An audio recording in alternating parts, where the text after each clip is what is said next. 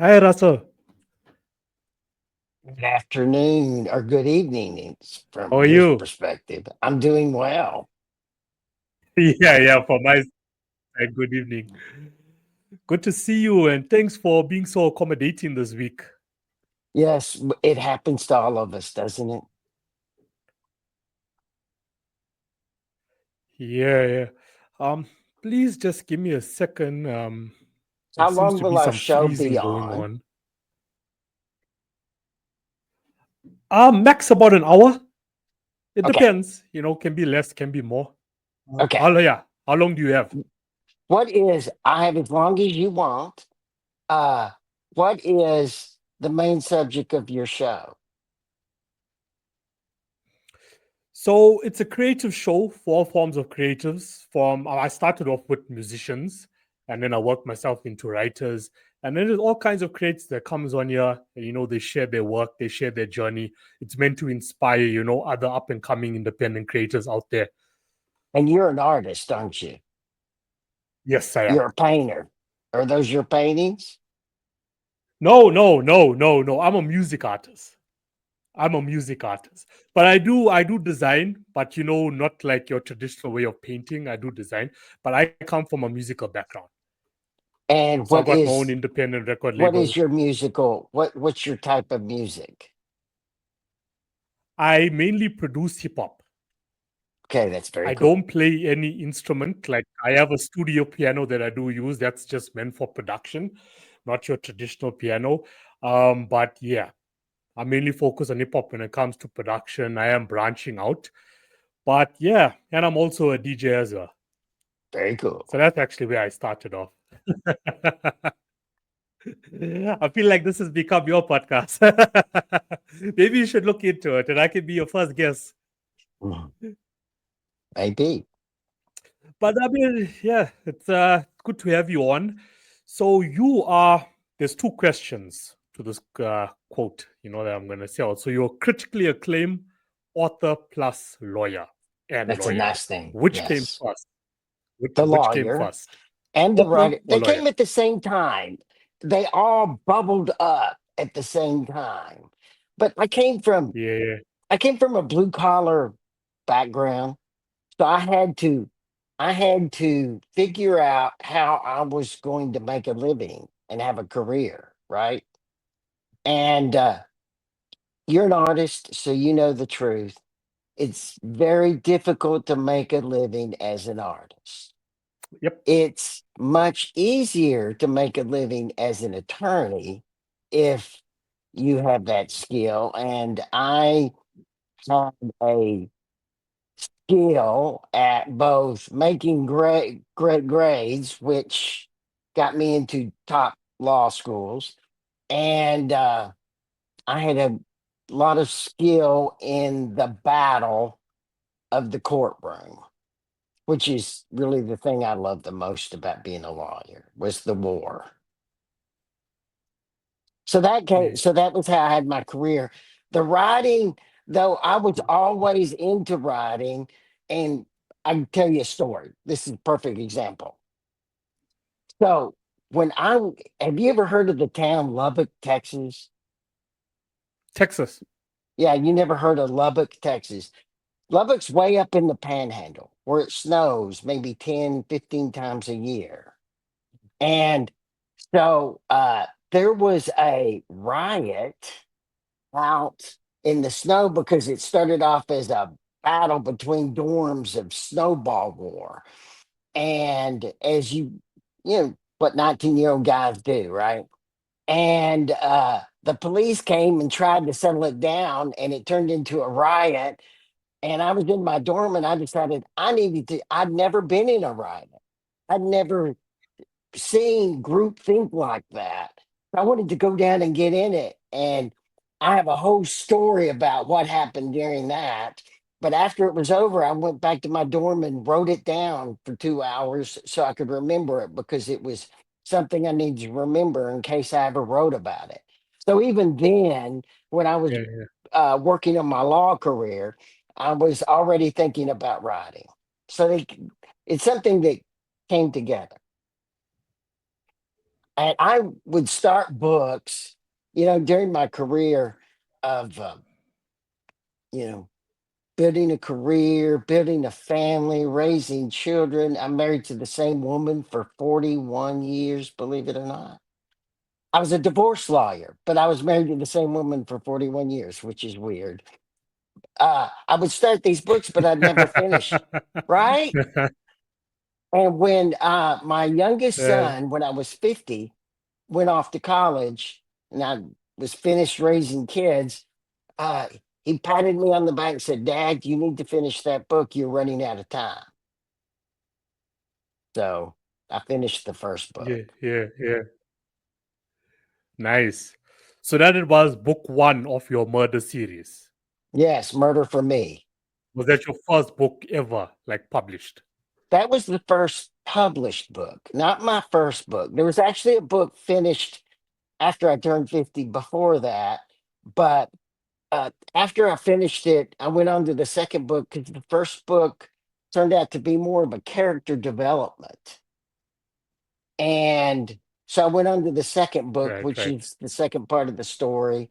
And then Murder by Storm, the book that I, recently won the award on, etc., uh, was the next in the series. And what was the like time frame between book one and book two? After like your Well, character development. So you had Murder by Me and then Murder by Storm. right. Oh, I'm not, I don't write a book in 6 months. It takes me much Yeah, yeah, longer. yeah. It probably took me 18 months to finish the book, but that's not the problem in publishing. And you know this because it's this truth in music too. From the time you finish a book or a series of songs, to get them published right, and to find someone that will publish them that you can trust, that's a long time. And so I Yeah, went yeah. through a couple of publishers after I finished Murder by Storm until I found the one that I have now, Plum Creek Press, that knew how to handle it correctly. And uh, they reissued Murder by Me because they wanted the covers to look the same, right? Since it's a series, so they Yeah. uh, republished Murder by Me, and then uh, published Murder by Storm, and the whole And you never you, oh sorry, can continue. Continue. no, you go ahead, go ahead. Oh, so you never considered to be an independent publisher since you Yes, also I had a did. background of law. No, I did. I published the first book independently because I'm way too contrary uh, to be too cooperative and too. I've always been a contrarian. If everyone says you need to do something one way, I usually want to do it the other way. So I published my first book independently, but it sold like 25,000 books independently. So it was real successful.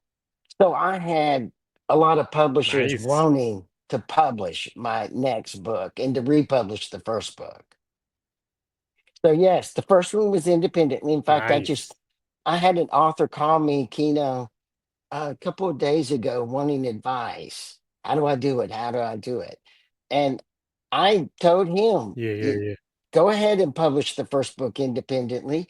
If you do it well, you edit it correctly, uh, publishers will come for you after that. Yeah, yeah, yeah. So being an independent, you want to share like some advice, for up and coming authors. So you recommend authors to publish first independently. Like what tips can you share, like with regards to editing? Okay, we live now in this technological era where we have AI, we have ChatGPT that's out there that can assist if you use it correctly. But what are your methods that you use to successfully edit your books to sell, up to 25,000 copies first time around, because Okay. that's phenomenal. That's awesome. Well, You know, here's a few of the tricks.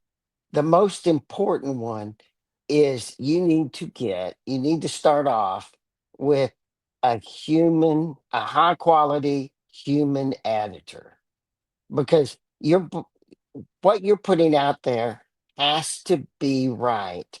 And also, you don't want to put out a piece of garbage. And you won't, if yeah, you want the world, part of being an author, in my opinion, is publishing, because basically you've got to let the rest of the world see whether you're stupid or smart. You got to expose yourself. That's a part of it. It's like your music, right?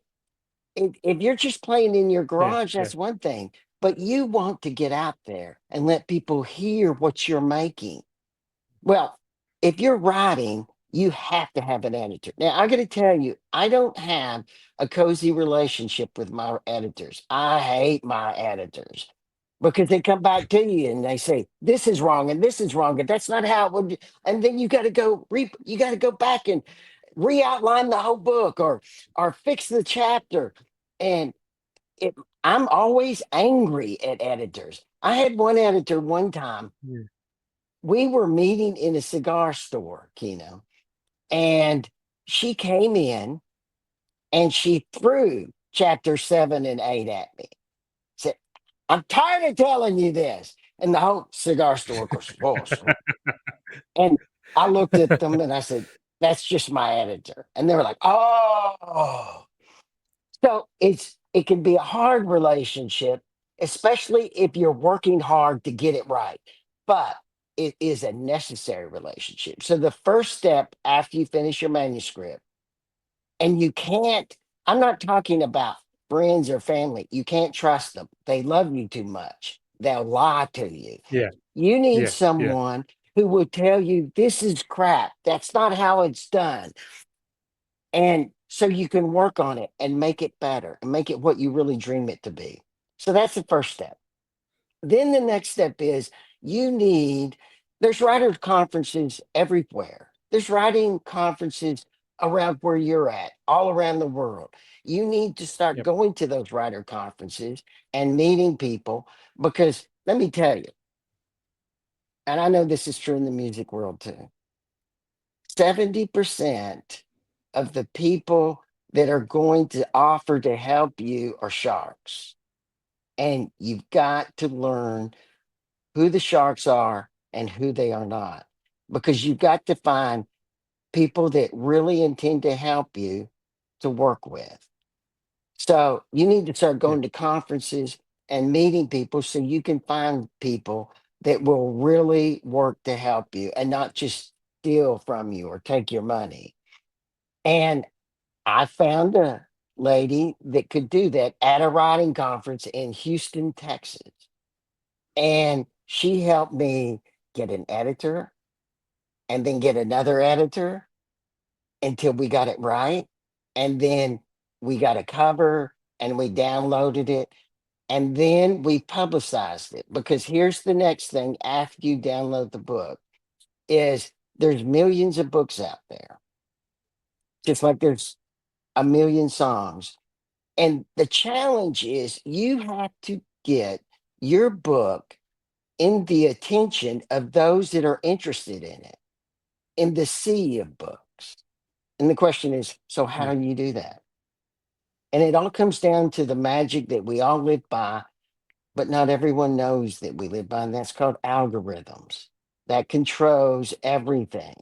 And you've got to understand, like on Amazon, you put your book on Amazon.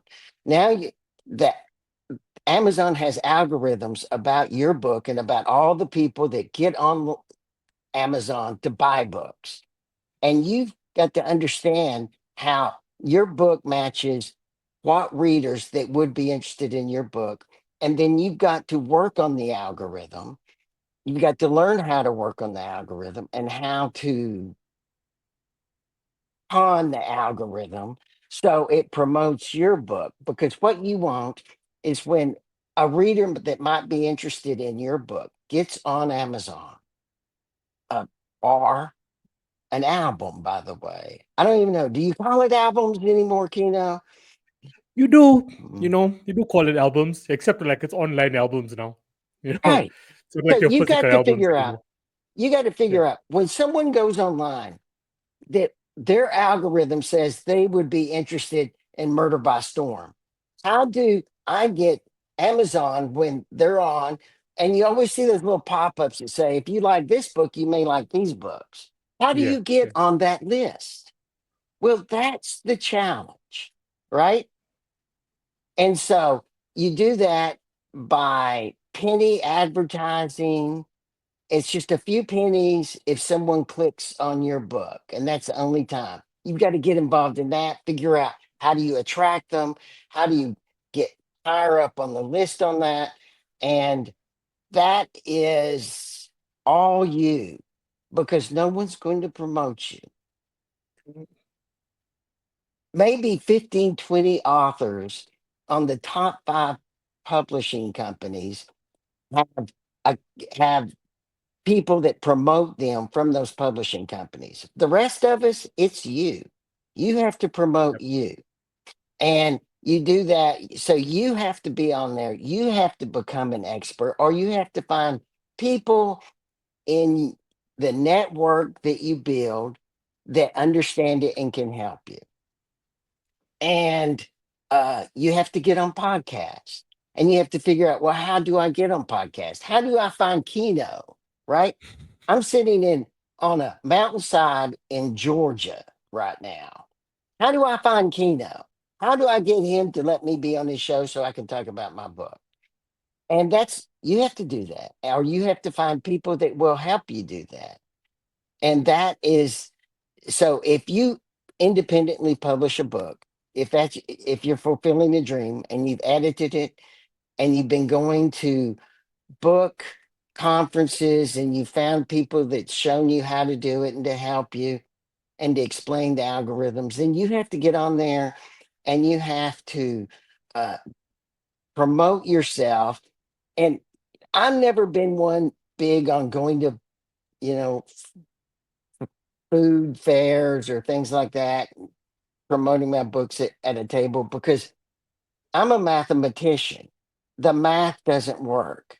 I'm interested in algorithms that on the internet promote me to thousands or hundreds of thousands because that's the best use of my time and money. And Yep. so the way you do that is by being on the internet on either podcasts like with Kino or uh, uh, figuring out on things like Amazon how if when someone buys book one, you can get your book to for Amazon say, well, if you like that book, how about this book? And it's also to understand who are your consumers. I know that 80% of the people that read my books are women. I know that they're over 35 years old. I know that most people that buy my book, they don't just buy my book, they buy two or three or four books at a time. I know that. You have to get on the and you can actually access and see those sort of things. And then you have to uh understand that in your marketing campaign. Yeah, yeah. And it This sounds all a lot comes down harder. to, Go ahead. yeah, it's all about the data. You know, that is why, with the podcast itself, I was so keen to move into authors. Like I had musicians, I had label owners, I had individuals who were more involved in the music industry. But I was so keen to move into writing and authors because I knew there wasn't much of a difference when it came to the business side of it. So just like the music industry, you need to focus as much as the creative side is fun, you're passionate about it, but 80% of your time needs to go into the business. As you said, like I couldn't have said it more perfectly, focus on the algorithms. Okay. It's so critically important, even with music. I mean, there was a guest I had last week. He's in the music business. He mentioned the same thing. He spent months on YouTube, just listening to other people talk about how algorithms work and what you can do and where you should actually be investing. He spent time, months again, listening to guys who were experts on Facebook ads, Instagram ads, so he could also beat those algorithms, and it worked out for him. Now he's a marketing executive. He's like a guru when it comes to marketing music. So that's so critically important. And also what you mentioned about the demographics of it, the age group, understanding your audience, so important. Like, thank you for sharing that. Um, Very, very important. I can't I imagine agree. that authors are as fun to interview as musicians, though. I can't imagine that. It must be a lot more fun to interview musicians because they're just cooler people. I guess any form of creative is awesome to interview, and I've been so lucky or blessed, whichever word you want to use, to have passionate individuals come onto the show. They not only chat about their creative work, but also share their knowledge on the business side of it. What they've gone through, what methods they're using. I mean, this is why my podcast was actually created for that specific reason. And the And you know, similarities have just been like so amazing. and it's quite exotic. At least for me, I was so excited to be on your show because uh, it's a South African podcast. I'm so excited about that. It's exotic. I've been promoting this. I cannot wait to promote this interview and promote your podcast because it's very exotic. Thank you. Uh, and I have contacts all over the United States from the writing, right, followers, and uh, to get to expose them all to this podcast, I'm very excited about it. Thank you. Thank you so much. No, no, that means a lot. That means a lot. That's the thing about it, like, just off topic but like, this is why we all in it, to network, to assist each other, to help each other so we can all grow, in different ways and forms. That's what the industry, all creative industry is all about now. This thing about, or this traditional way, like how the music industry used to be, about competition and all that, it's outdated. You're not going to grow that way. You're really not going to grow. So I And, do appreciate that. and that is also why if someone wants to get started in this, they have to get out. They've got to get out and get Yeah. to, in my case, things like writers conferences. They don't have music conferences. What do they have for in music that's like a writers conference where you can network with publicists and producers and other authors? What do they have like that in music? Where do you go? Because that's what you have to do if you want So to start like writing. like it's all, yeah, yeah. Also, okay, so like, just to like, just talk about what you just asked me about, what do they have in music.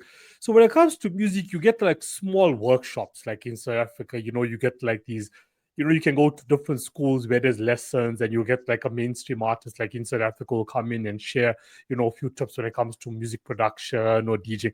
But for me, how I developed myself was online. Like, I started networking with artists, with producers, with entrepreneurs within the industry, globally, online.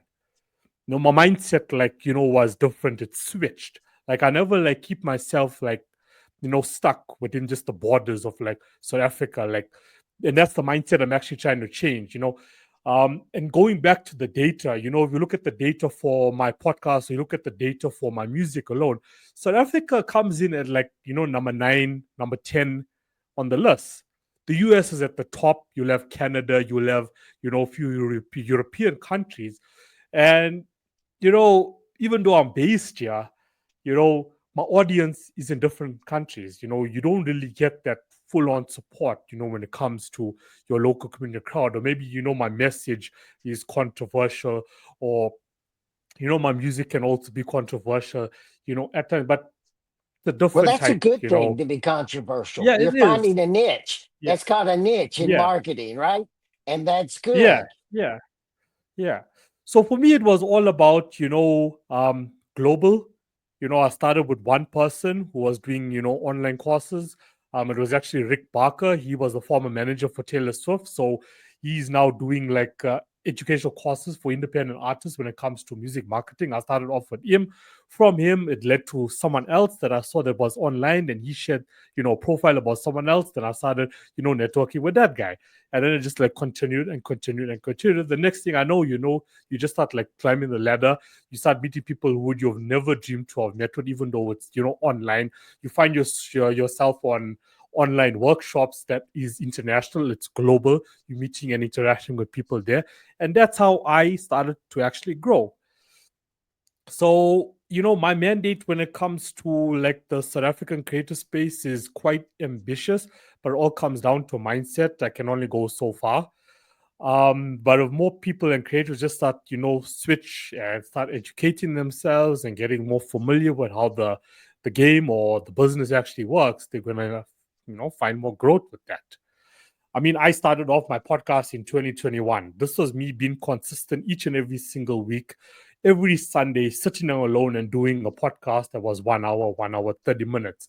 2021, 2022, 2023. It was only in 2024, just before middle of 2024, that an agency, looked me up and be like, "Oh, can we promote your podcast for you?" And this was only like what's the word I'm looking for? It was only yeah, specific word I'm looking for completely. It was, I'm going to use another word. It was strictly for the music space. Okay, it was strictly for the music space. It was, put out there for independent artists, any form of artists, within the music industry to like, reach out to me. And from there, it was like interview after interview. Then I had all these global figures, coming onto the podcast. That started. And then, authors came along, Mickey came along. And it was okay, cool, let me branch out into authors now. But if it wasn't for that consistency of 3 to 4 years being alone on the podcast, would that have happened for me? And now also back to algorithms.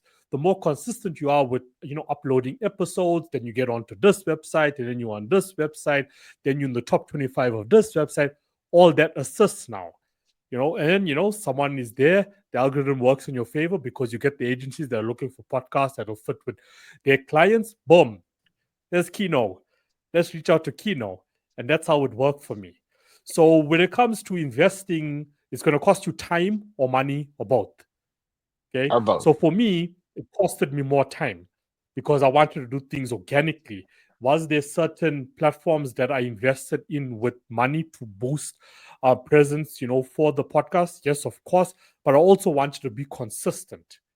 And that's what like really, really helped me. Like if I wasn't consistent with my work week after week after week, no matter who was listening, if I had one listener or I had 10 listeners, it didn't matter to me. I just wanted to get behind the mic. I wanted to share what I'm doing right now in the music space. I wanted to share with people what was happening in the global music space.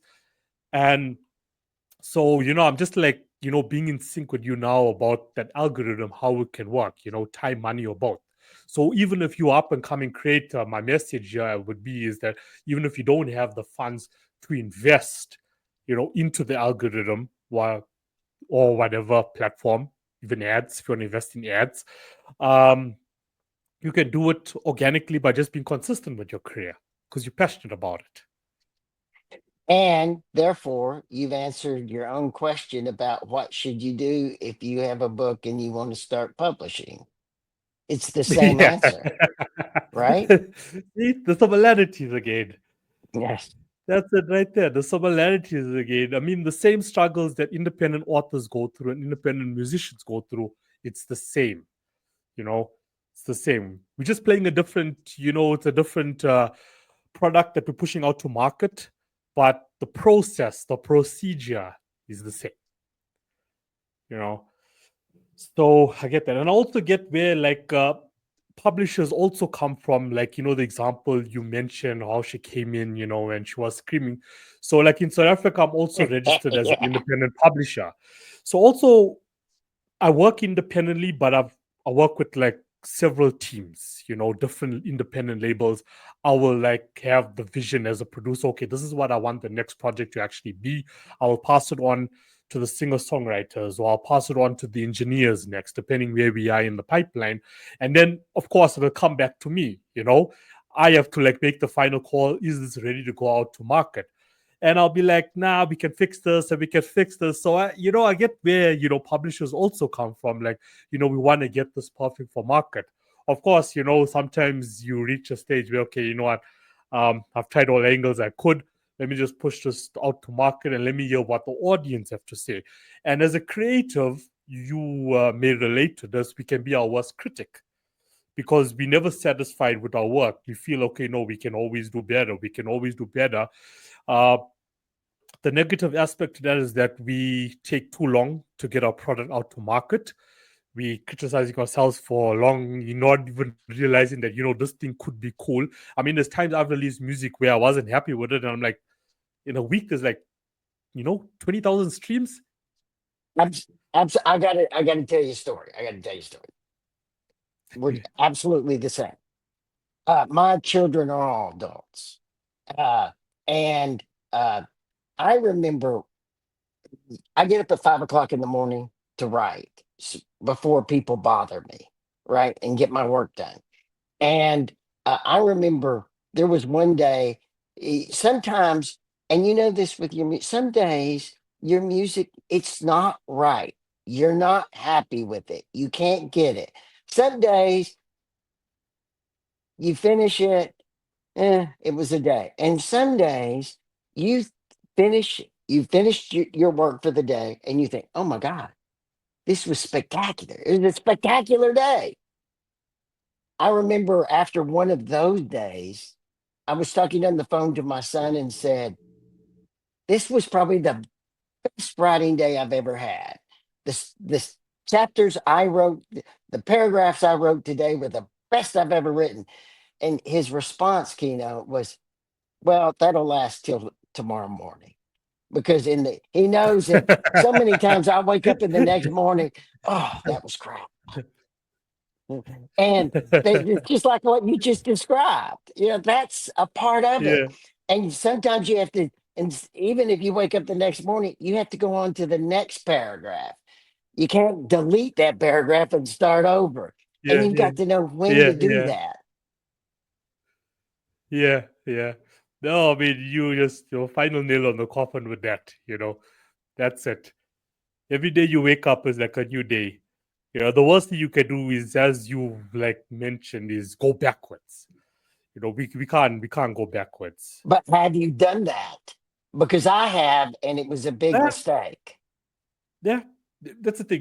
We learn from our mistakes. The guest we had on another podcast yesterday said, "You look, we human.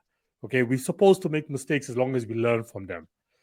So we just need to know, okay, when to know." And this is about understanding, that being an independent in this industry is also understanding that you're also an entrepreneur within this industry. So you have to start thinking like an entrepreneur as well. And sometimes Absolutely. if That's something like sounds rule good the one. first time, yeah. If it sounds good the first time, okay, if I listen or if I read something and it's sounding wow to me the first time, go with it. If it hits you the first time. The worst mistake we make is reading over and over and over because our brain is automatically looking for things that are not even there, and it's creating it. And then you're gonna be like, oh, okay, I can change this and I can change that. It's like I remember when I used to release DJ mixes and I should listen to it. The first time I listened to the mix, I'm like, oh, this is awesome. You start dancing, you're excited about it. Just like how, you wake up and, you write the paragraphs. You're like, I wrote awesome paragraphs. Then, you listen to it the second time and the third time. Like, nah, this thing is not sounding right, because your brain has created stuff that's not there. That's the worst thing we can do as creatives. Yes. And that's one of the rules about a first draft when you write. Don't go back, no matter how bad you want to. And I've broken that rule and I've paid for it every time that I've done it. You just got to Yeah, keep yeah. on your first draft, just go forward. Go forward. Thank you. Thank you. Listen up, audience. Go forward. Go forward. So, um, I would have, okay, not would have, I did assume. Okay, I assumed you were more of a criminal attorney at first I did until I was divorce reading and more. criminal And then I'm because if like, you do divorce law, Keno, you also do criminal law. They go hand in hand. okay, so at least my assumption paid off for me because I mean, I look at your murder series, I'm like, attorney, yeah, criminal attorney vibes, yeah. Because even though these books, okay, your book or books can be labeled fiction, for me, there's a dotted line to nonfiction. Okay, when you come up with these murder stories and murder mysteries, okay, there has to be some case or cases that you have come across in your life that actually initiated to come up with like the storyline for these books. I feel like fiction stories, especially thriller or even horror, there's a dotted line of non-fiction. Okay, Would you I have to agree tell you a or story about that. I have to tell you a story about that. About the book Murder by Storm. Okay. yeah. So I practiced law for 41 years in Houston, Texas. We had to ride out 5 hurricanes during the time I lived there. When you go through a hurricane, you see things that you would never believe you saw. And you wouldn't believe it if someone told you about it. Like when a manhole blows up and the water spews out like a fountain 2 stories high. That's something you got to see. Or when you walk down the middle of the street and all the gutters are spewing water like fountains on both sides of the street, and you're walking knee deep in the water, and red fire ant beds uh, nest are floating down the street. Uh, maybe a million ants at one time, and to see the way Houston, Texas is a city that there's 160 different languages spoken. It's a very international city. Diverse religions, races, languages, and incredible international food because of it, by the way, Kino. But but when you see a hurricane and you see how divided the world is now. But when you Yes, yes, see yes. something like a hurricane or like the fire in Los Angeles now, you see people helping total strangers. They don't care what race they are or what they believe. They're just helping them because people need help. It changes your life. And uh, during the last Hurricane Harvey that I went through, I lived in a high rise across the park from where the refugee center was, where thousands of people were taken. And the hurricane sat on top of Houston for 5 days. So there was a hurricane day and night for 5 days over Houston.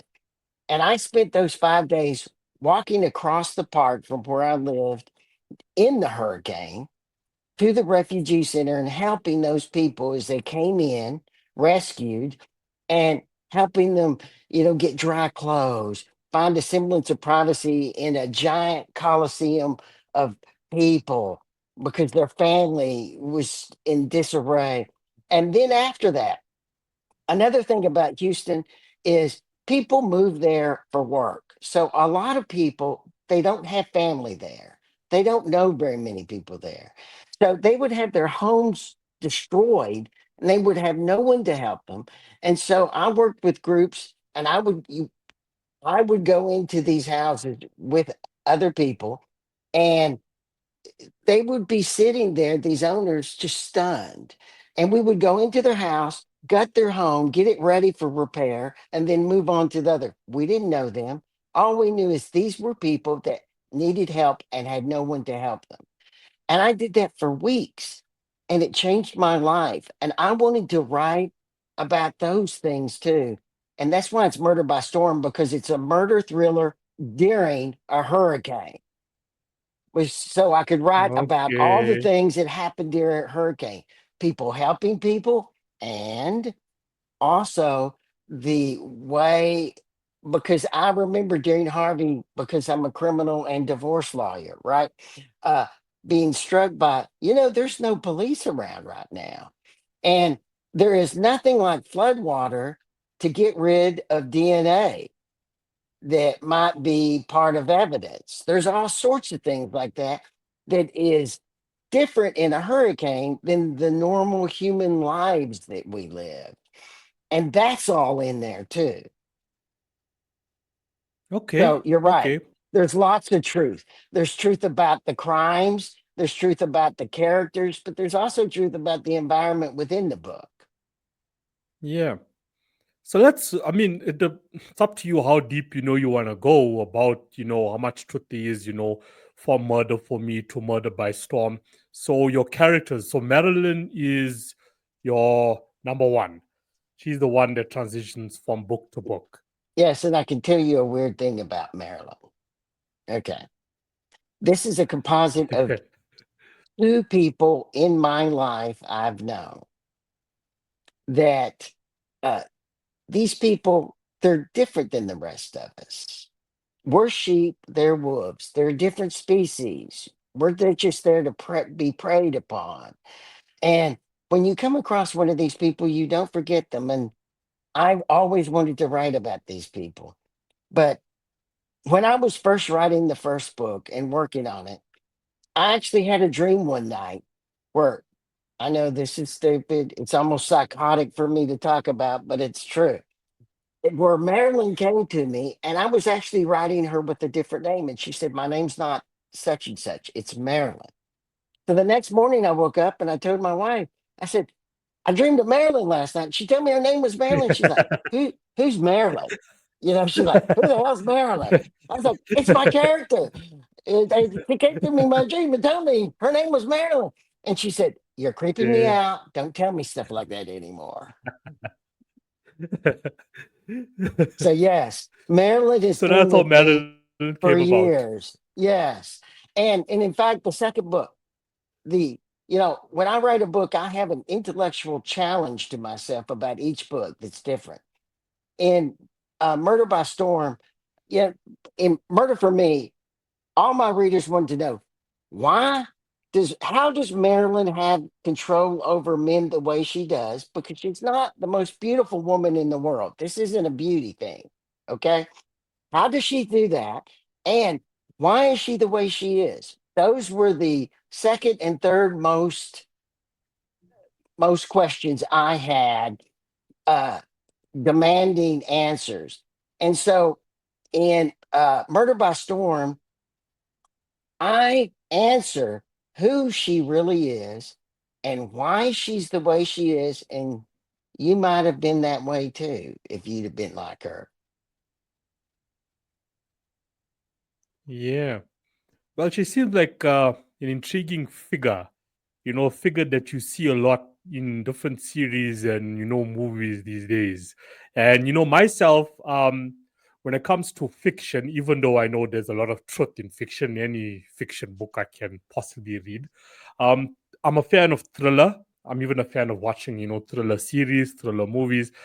I've got this. Uh, I'm fascinated around murder itself, and not like in a dark way, like I would sit and I would wonder, like with serial killers, for example, like psychologically, like what makes them do what they do, because there has to be like a root to it, like some traumatic root for them to actually do what they do.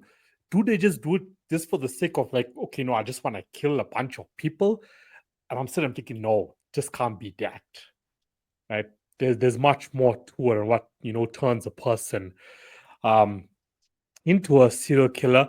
An author that I absolutely enjoy reading his books is James Patterson. I've read other thrillers and so on, but when it comes to James Patterson, like his books actually keep you like going and going and going and going just to reach the end. And okay, it's, if it's a series, then that's the worst. That's the worst, because then you have to like get the next one. So like I'm just fascinated about all this one. That's why I come to these conclusions of that, even though it's labeled as fiction. It's not all that fiction. I just feel like these cases happen out there. Hence why, like, when I was first reading about, okay, when I first was reading about it, was first about the books. And because it was thriller and I saw lawyer, I was like, okay, this must be a criminal attorney.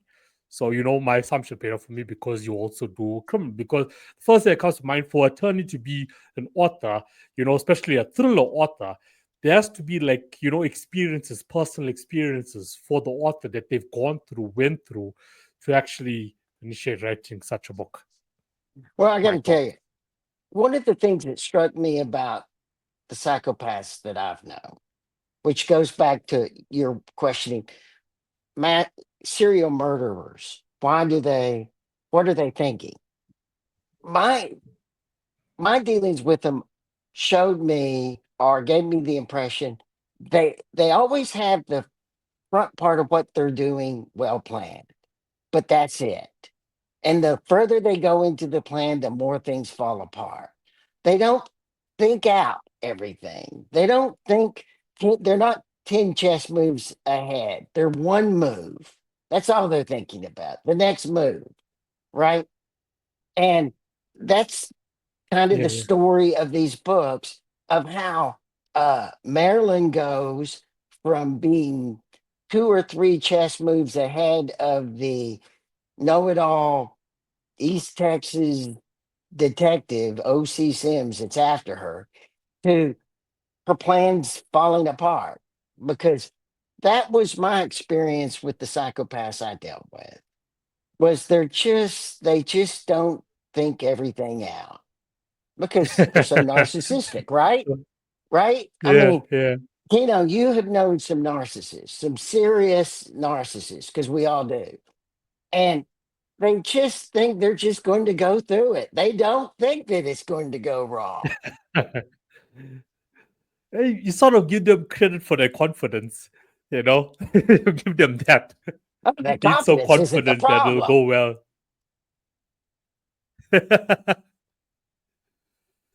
So, like, okay, so I mean, okay, so from Murder for Me onto Murder by Storm. So of course now there's the character of Larry as well. Now, from what I've read, Larry um, is murdered, and Marilyn seems to be the suspect of that. So he's also a character that goes into book two. So, like, really, like, briefly, like, sum up, like, the two books, and then the linkage together, and what, like, people can expect without giving them the full extent of what they expect, because of course we want people to read it. Okay. So, Murder for Me is about the plan that Marilyn is trying to execute to get rid of her boyfriend's wife so that she can marry him, and because he's very, very wealthy.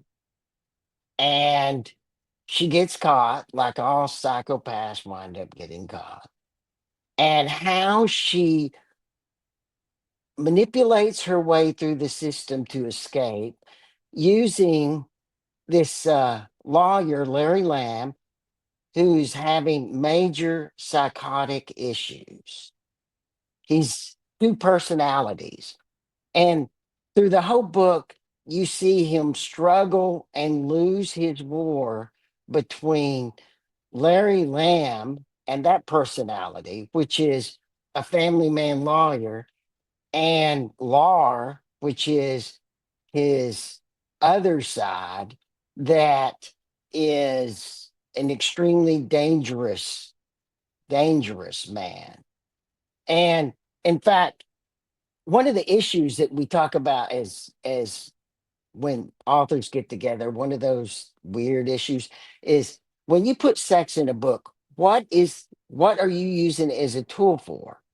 And during the first book, I used sex.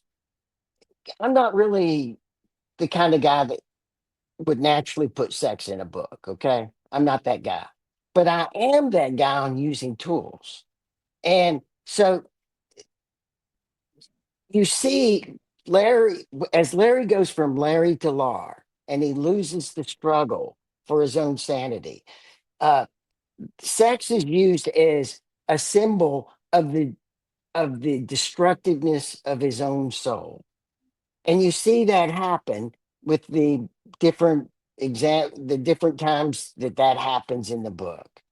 And so, and then you see this detective named O.C. Sims that is also a comical relief in the book, because there's stuff about him that you like I described, and I don't know if you've ever known any man that had this, but he has a mustache that doesn't move at the same way as his mouth. So the mustache moves independently of his mouth. It's the strangest thing. I actually ran across this. I know this guy with his mustache, and whenever he would talk, I couldn't keep my eyes off of him just to watch and see because I couldn't believe it. And uh, that's part of O.C. Sims. Yeah, yeah. And he's a know it all, but he does know a lot about a million things. But Marilyn's always a little in front, a little ahead of him during this book. And there's a catastrophic end to the book, is all I can say. And Murder by Storm is him continuing the chase, continuing the chess game of them both, him of OC chasing her and her trying to fend him off while she's doing all of her other schemes, and how they have a massive conflict in the end. And also, there's a love story in the next book too, and that's part of the comical relief of Oh, that, because love. in the love story, in the love story, it, it's O.C. Sims. He's in his 50s and he's dating a woman, and they're very serious, and she's a very wonderful woman. And she has a daughter that loves him, and a family, and a dog, which uh, is a whole different story. Because when you put a dog in a story, they seem to try to seize control of your story, which you got to resist. But uh, every time they want to consummate their new love, something funny happens, something bizarre happens. So it never seems to happen, right? Yeah, It's yeah, just yeah. the part of the story I wanted to write that. So I was actually the opposite of what I do in Murder for Me. And, but I also write about the secret life of Marilyn, because my one of the intellectual challenges was writing from a woman's perspective as a man. And I found it very difficult, and I had to work very hard to do it. And that was why the editor threw those pages at me that time, because I still hadn't got it right. And she was right. And uh, uh, I really think that I achieved that, but it was difficult. And it was a real intellectual challenge, that because my readers, 80% of which are women, they wanted to know why she was the way she was. And I had to answer that. So I tell about her secret life and why maybe you would be that way too if you were her. That's a interesting stat. You've just brought up. It makes me, or probably would make a lot of people think like, why is it 80% woman? You know, I think it's because there's women out there that are like, I don't know. Like, well, why? Why do you think? Why do you think it's 80% woman? Because women are readers, men aren't readers. Women read, women buy books. Over 80% of the books purchased on Amazon are by women. 80% of the Yeah. readers of most books are women. Men don't read, women read. That's just a fact.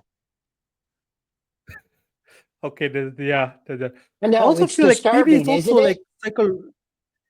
Yeah, it is. It is disturbing. It is disturbing. Uh, yeah.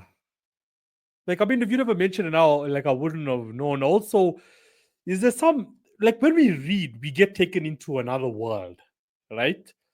Like this world around us doesn't exist anymore. So I mean, maybe there's, you know, an audience out there also that are maybe in the same like persona as Marilyn or think the same, you know, I and trying hope to figure not. out. Yeah, we hope I not. hope not.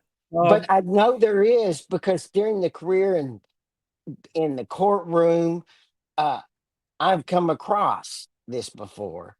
And in fact, my sister and I were talking just the other day, and she said we were talking about something that I was dealing with for a client. And she was like, I can't even believe that's a part of the world. It's not a part of the world I live in. And my response was, it's a part of my everyday life because I see yeah, yeah, and am dealing with uh, the darkness every day.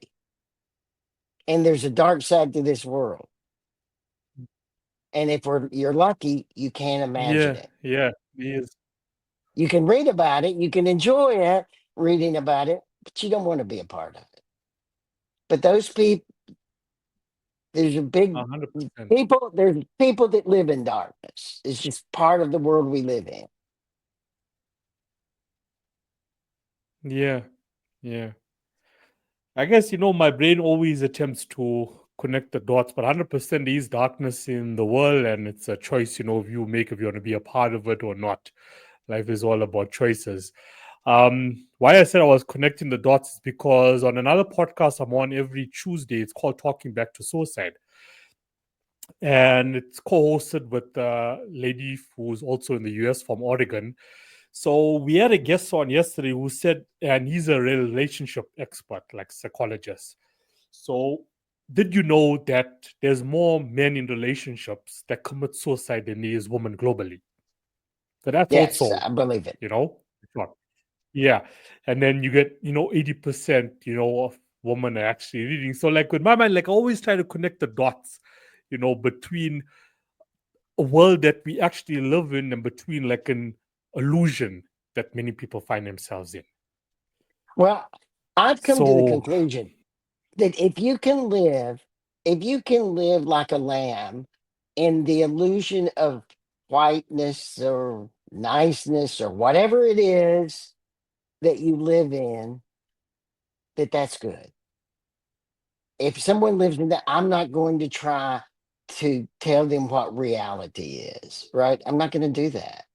I'm not going to expose them to the other side of the world because if they live there, let them live there. They're living in a good, happy life. Let them live there.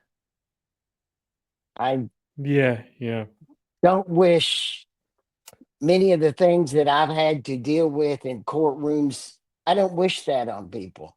I do, and have spent the last half of my practice helping pull people out of the darkness uh, any way I can because uh, people, I don't believe people can change, but sometimes people aren't what they appear to be. Sometimes people get in trouble. And I spent the last half of my career getting people out of trouble. And now this is where I was very involved in criminal work, getting especially young men. One of the problems, Keno, in the American system is if you do something small and you get in trouble, if you're a young man and you, you're living your life, but you're not that good at following all the rules. They yeah, can, if you get in a little trouble, they can put you on a short 6 month probation. But if you break one little rule, then they extend it for another year. Then if you break it again, then they put you in jail for a little bit. Then they put you more on probation. Then if you break it again, then it might be a felony. And you wind up stuck in a system that grinds you down and destroys you. And that is a part of the American system that's just terrible and it destroys, especially young men's lives. And I spent the last half of my practice trying to save young men, pull them out of that system so they can rescue themselves. right? And uh, so not everyone that is in the system or in trouble, they can still save themselves, but sometimes they need help. And just like you said, what you just said, uh, I spent the last half of my practice saving young men from a system that would never let them get away. Yeah. Well, I mean, big ups to you for actually, taking on that mandate, you know. Hope they Sometimes you can't appreciate you live for with doing yourself that. without doing stuff, right? That's why you do the suicide show, helping Yeah. people. Yeah. Yeah, helping people. That's the bigger purpose, for us all in our journey, in our career. It's to help people. Like if I help someone, even if it's one person today, if this podcast helps one person today, um, I've changed someone's life. But They now not know only that, something that they never I'm a inspiration. little bit of a cynic in life, so I don't even say that. I'm just trying to be human. I just don't know how you can be human and see people's young lives get destroyed. I just couldn't do it, right? Even my Yeah, yeah, cynical yeah, lawyer yeah, self couldn't do it. 100%.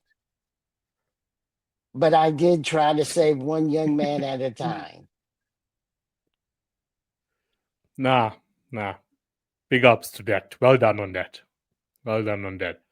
So, what is there going to be a third, fourth, fifth book to the current murder series, Oh or yeah. there will?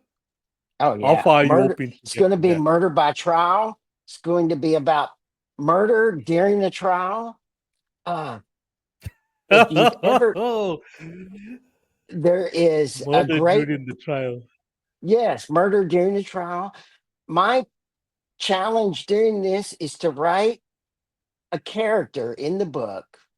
Going to be a new character, uh, and that is so repulsive yet so memorable that you can't, as a reader, ever forget about.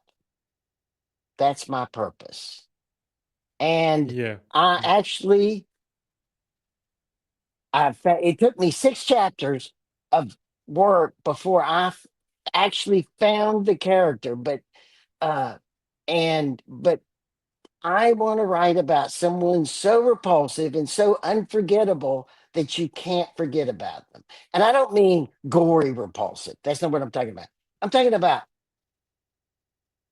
the weird,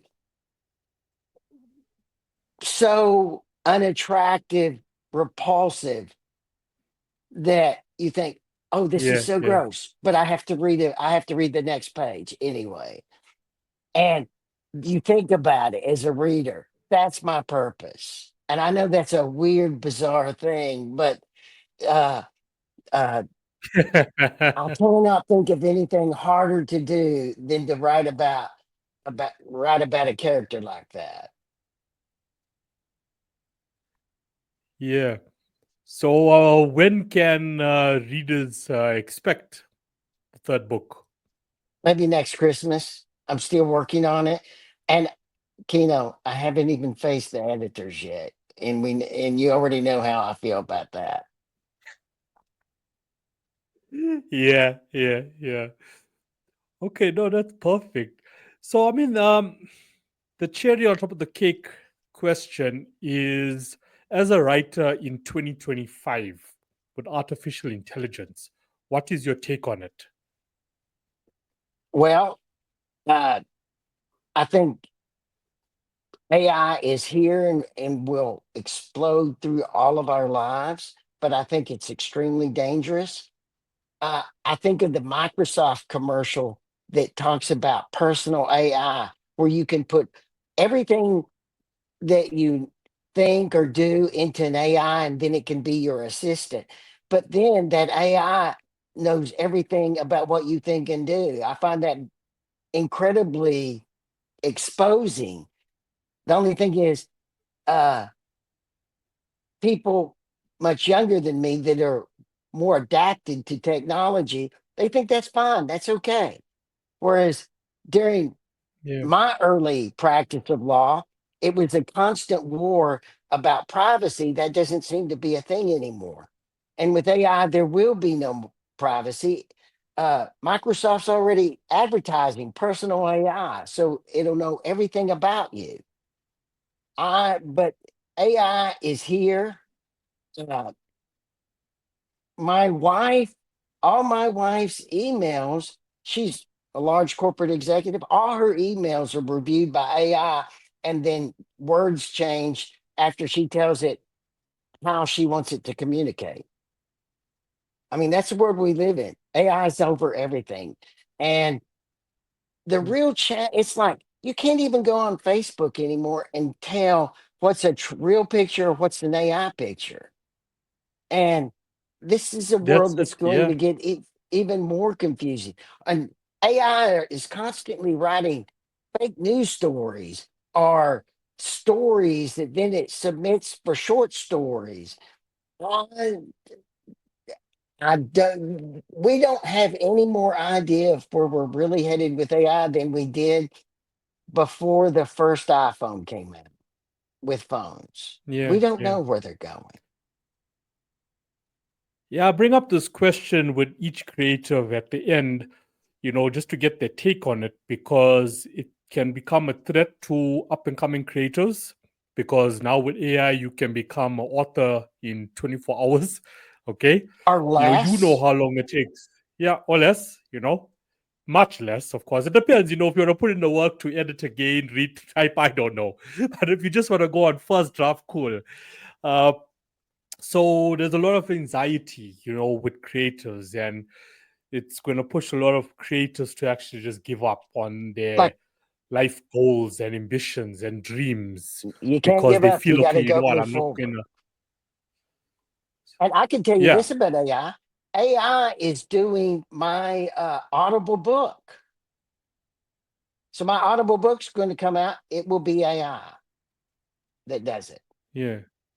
because you don't want this Texas accent in an Audible book. You wouldn't. Now I would wish listening to this accent for a whole book. I would wish that on nobody. At least it'll be organic, you know. I'd wish it on Okay, nobody. thanks. Yeah, thanks for your. So, yeah, what would you say to up and coming creatives out there who are anxious around AI at the moment, who doesn't know which direction to actually should they pursue their careers? Should they still keep going and learn how to adapt to AI and what tools to use and how to be responsible about it and don't be a fraud? Um, what You're would fraud. you advise them to do? Well, both you and I, and I've only known you for an hour, would say you don't Yeah. quit, right? You go forward. But in the last 30 years, people have had to learn. Those that have been successful have been those that have learned how to adapt. Technology is actually going to move at a faster rate in the next 20 years than it has in the next last 20 years, which is mind blowing in my mind. And you, if you want to be successful and honest, you have to learn how to adapt and learn as you go. It's Yeah. absolute. You have to be adaptable. You have to be adaptable. I would even say in the next 5 years, in the next 5 years, like more would be accomplished in technology than the last 10 years, That's unbelievable. daily. I mean, yeah, for myself, like I keep myself like updated on what's going on in the music industry like daily. I'm subscribed to specific platforms that gives me news where I know there's a lot of credibility behind it, and I'm keeping myself updated each day. You sit down, you read on something, and I love to um try out stuff. Like the moment I hear about a new platform, I go deep into it. Like, can I use this as a complement what I'm doing at the moment? Is it going to fit, my career moving forward in this technological era? And I'll get started with that, and maybe I'll implement it here, there, And then, like the next day, there's an article about another company, with another software. And then you're like, okay, cool, because I mean, of course, there's a lot of competition going on. And then you go in and then you try. So it's not even like you could say, you know what, each year I can set my goals of what I'm going to do for this year. Okay, I can set my productions I'm going to do like for this year, but then of course that might also change. But like when it comes to being an entrepreneur, creator slash entrepreneur in this industry, like daily, things are changing and you have to adapt daily now. And that No, also can be tiresome for a lot of people out there, but it is what it is, it is what it is. But yeah, thanks, for sharing, your thoughts on it, on what's going to happen. But I mean, it's good also, like, from your end, at least you've already, pushed out books, successfully. So, you've done that, you've done that part. I mean, it's algorithm again. AI is algorithm, just like AI assisted, algorithm. What other possibilities for Kino's next move? That's what the machine is, going to be finding out. But I mean, to master that alone, you're already ahead. yes. Thank you. Uh, this has been a great conversation. It went nowhere like I Yep. expected. Uh, we wound up talking more about technology than we did anything else. And I'm actually very happy about that. And thank you very much. Actually, I Yeah. learned more about your music industry than I have about my own industry. I tend to get that a lot, eh? Like when people, and sometimes I'll think, okay, was it supposed to end up like that? And then Yes, there's it's an author supposed in to. Canada, there's an author in Canada. It's supposed to, okay, at least, thank you for that. So even with him, so like he comes on. His name is Don Sawyer. So he's also, I'm not sure if you're familiar with him. So he's based out in Canada, and it ended up the same way. It ended up in a 1 hour 30-minute conversation. It was, yes, that we touch on his creative journey, yes, that we touch on his books, yes, but we started talking about all that's happening globally at the moment. The result of that, we ended up starting, a global forum together, bringing in people internationally to talk about, what's going on in the world at the moment. We even brought in, people he's associated with that in war zones at the moment. We brought in different people from different areas just to have a discussion about it. So conversations that go completely a different direction of evaluate, it leads somewhere Organically. else. Can I say Yeah, something? You organically. are a Yeah. master networker. If someone has a question about what they should do in music or writing, they should listen to you. You are a master network. You, that little story you just told was a story of your mastery of networking. That's what you are. That's impressive. Thanks. Thank you. Thank you. But also, I like to just, also give credit, where it's due. It wouldn't be possible if it wasn't for phenomenal figures such as yourself within the creator space to come onto the podcast, to share their journey, share their history, share their work, share the tips that you shared about editing, give your thoughts on artificial intelligence, share your organic stories. If I don't have that on the show, the show is, not worth much at the end. So thank you so much for coming on and sharing, all about yourself and your work. And I'm sure there's much more. And so I would like to conclude with, where can people find you online? Where can they learn more about you? Okay. My author page is russelllittleauthor.com. Uh, that's you can see other interviews, podcasts, the awards. I just got an award. Firebird is very excited about that. Uh, Nice. Stories. You can see all of that there. If you want to know about what I'm doing day to day, you can go to the Facebook page Russell Stories and join that Russell because, Stories. like, right before I got on here, I actually posted that I was going to be on this show and how excited I was. And after I Nice. get off this show, I'll post about this show. And when uh, it's available, I will post it on that page because so if you really want to know what I'm doing as a writer or my particular I'm kind of a Russophile. I love Russian literature. I love great literature. So I'm always posting about great literature or Shakespeare, Dostoevsky, something like that. If you, I post stuff about that too. I'm also a Stoic, so I will post stuff about Marcus Aurelius or Cicero on those pages.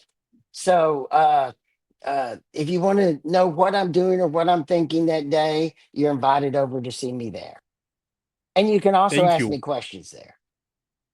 I'm going to go check out the page straight after this conversation.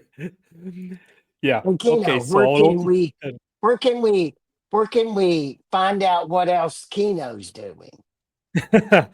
all you have to do is go out to Google and search Kino Isaac, or you can search the Kino Isaac podcast. But if you search Kino Isaac, my musical artist verified profile will pop up. There you're going to get more information about my music itself and links to that.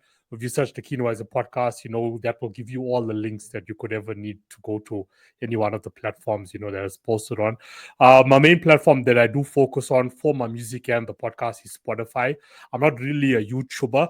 I've recently started a YouTube channel under my consulting agency. Like I felt there was a need for more consulting in the independent space, especially with the lower and middle income earners uh, globally. Not even just like with South Africa or Africa. And there was a tension that needed to be there. So what I I agree do, with that. all that I learn and all the knowledge that I've consumed over the years, all that I still consume daily because learning never stops. It really never stops, honestly speaking.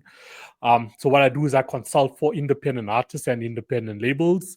As I said, you can search Kino Isaac or Kino Isaac Consulting Agency. That will take you to my website, where independent artists can reach out to me. But also with the authors that have come onto the podcast over the last 3 months, I also want to now start reaching out to more independent authors that got no direction. So when it comes to my mandate or my purpose, it's for people to give back and to actually grow the creative space. As I continue to grow, there's not enough tension there, especially for mainstream. Like an example I would use is like you get these, singing competitions and you get like 100 singers, or rappers that will sign up for it. There can only be one winner. So the 99 that have actually committed and signed up for it, even though whatever it was that they never win, they tend to give up on themselves. Okay, I can't be a singer anymore. That's it. My dream, my passion is destroyed. I'm there to say it's not. That's what I am there to say it's not. You can become an independent. You can do it on your own. Stop focusing on getting a 360 record label deal. You don't need the labels anymore. You don't even need the publishers anymore. But if you want a publisher, cool, no problem. You can go for it. But taking the advice from Russell, do your first one yourself, do it right. The publishers, editors will be knocking on your door.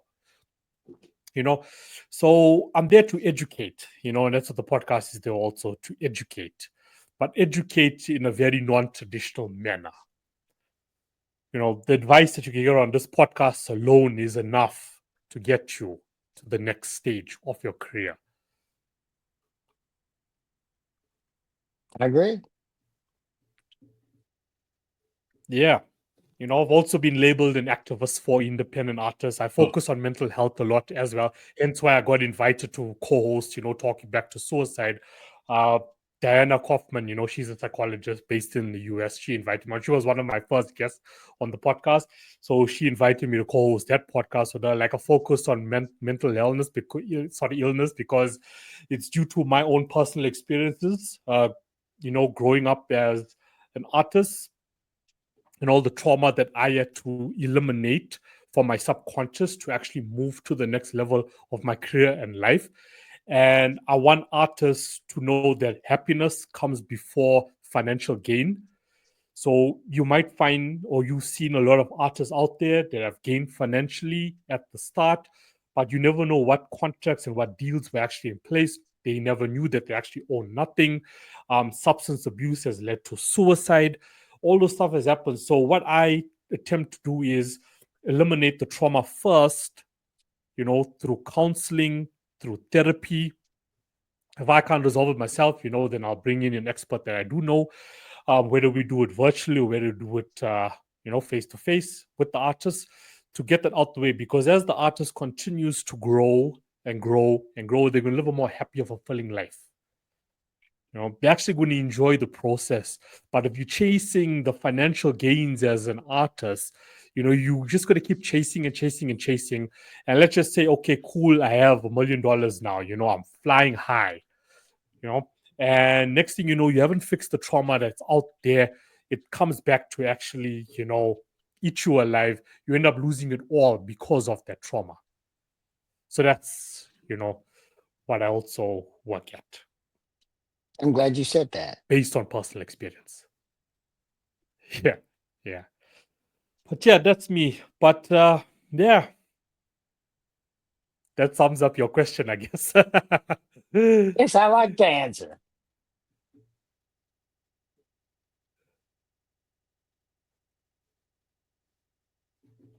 Yeah. But Russell, thank you so much for coming on. It's been a pleasure. And all the best with part 3, which is going to take up bulk of this year. All the best, and I wish you all the best and continuous growth for book 1 and book 2. And keep doing what you do. Thank you. It's been a real honor. I've really enjoyed it, Kino. Yeah. I've enjoyed Okay. what you've had to And say too. You have a lot to say, and thank you for saying it. yeah. Yeah. Sometimes it's too much to say, It's not too It's like much. asking Kino, yeah, what do you do? It can become complex at time, for people to really understand, what's the purpose behind it of what I do. Is it just creating the music and being the producer behind all the tracks? I go, no, it isn't. No, There's much it's more the to it. purpose of your It's one life, though. component of it. Yeah. All of this is the purpose It's of it. your life. All Yeah. of it. Yeah. Yeah. Beautiful. 100%. 100%. Anyway, thank you so much. Enjoy the rest of your day. And yeah, once again, best wishes. Best wishes. We never know where we will meet again. Have a great And day. that also happens a lot. That also happens a lot, especially with podcasts. You end up going on another podcast. It even happened yesterday. End up on And another then you'll podcast. I'm be like, I know there. you. Yes. I actually hope that You know? happens. Yeah. Okay. No, thank you. Thank you. Okay, and enjoy. Have a great Bye. day. You too. Okay. Bye. Bye bye.